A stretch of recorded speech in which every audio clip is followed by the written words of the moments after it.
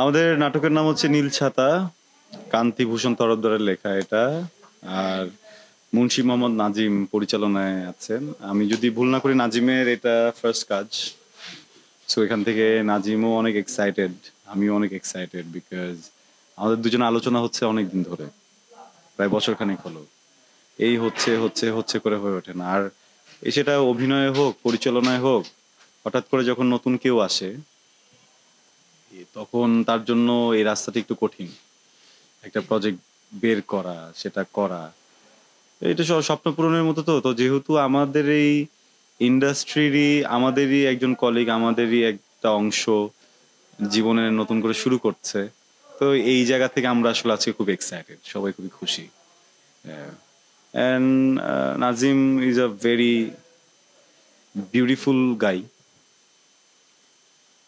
ভিতর থেকেও বাইরে থেকেও। তো ওইখান থেকে ও ভাল লাগছে কাজটা করে। সফলতা তো আসলে কয়েক রকমের হয়। একটা হচ্ছে গিয়ে কাজটা যেইভাবে আমরা ভিশন দেখেছিলাম, যেভাবে কাজটা হোক ওইভাবে যদি করতে পারি, এটা একটা সফলতা।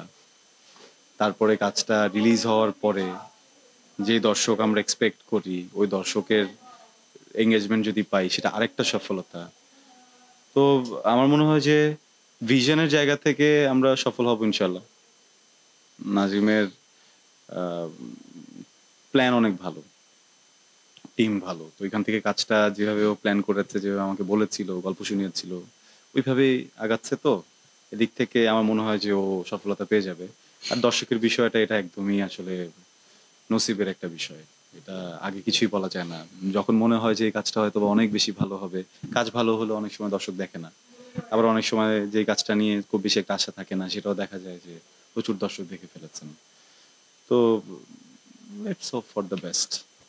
সামিরা খান মাহি ও অনেক প্রফেশনাল, এটা হচ্ছে কি ওর বেস্ট পার্ট।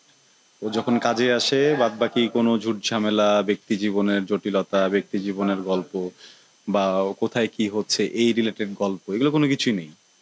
ও কাজে আসে একদম, আমরা ঠিক যেই দিনের কাজটা করছি ওই রিলেটেড আলোচনা হয়, বাদ বাকি সময় এভাবে কাজ করে যাচ্ছি। সো ওই জন্য ওর সাথে কাজ করাটা ইজি এবং সুন্দর, ভালো। দেখেন, মানুষের ভুল হওয়াটা ভালো। মানুষের যখন ভুল হয় তখন সেটাকে শুধরানো যায়, সেখানে উন্নতি হয়। মানুষ যখন ভুল না করে তখন সেখানে কিন্তু উন্নতি হওয়াটা অনেক কঠিন। তো এটা আসলে, এটাও একটা জটিলতা যে আমাদের ভুল হয়নি, আমাদের ভুল হওয়া উচিত। তাহলে হবে কি, চেঞ্জ আসবে। ভুল না হলেও একই রকম জিনিস ঘটতে থাকে ঘটতে থাকে ঘটতে থাকে। হ্যাঁ, তো সবসময় ভুল না হওয়াটাই যে ভালো এরকমটা না।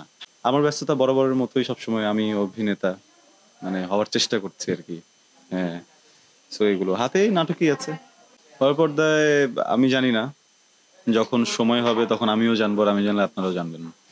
কিছু কল এসেছিল, কিন্তু এখন মনে হচ্ছে যে এখনই করতে চাচ্ছি না, একটু গুছিয়ে নেই। হ্যাঁ, ওটা তো একটা আলাদাই পৃথিবী। সো ওখানের জন্য প্রস্তুতির দরকার আছে, হুট করে লাফ দিলেই তো আর হয়ে যাবে না।